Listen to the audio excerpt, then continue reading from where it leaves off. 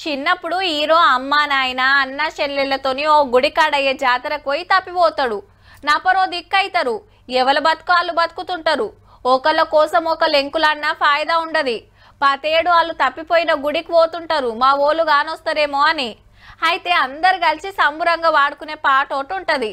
Cinema అయిపోయే ముంగట ఆ పాట అందుకుంటారు. అందరు కలుసుకుంటారు. శుభం కరెక్ట్ పడుతుంది. సినిమాలనే చూస్తుంటాం గీసొంటి. అట్లా కాకున్నా గిట్ల కలిసిండ్రు గిల్లు.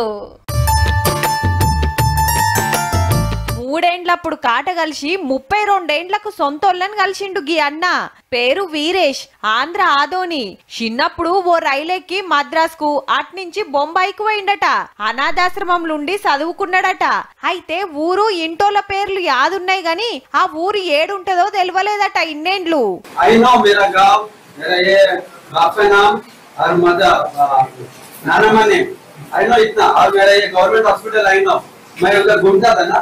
ఇన్నేండ్లకు ఎనుకులాడుకుంటొచ్చి సీదా సబ్ కలెక్టర్ సార్ను కలిస్తే ఈ పిలగానోళ్ళు ఎవరన్నుంటే రారి అని పేపర్లలో సాటింపేస్తే గీ కాకొచ్చిండు మా అల్లుడే అని. మేనత్త పెన్మిటట.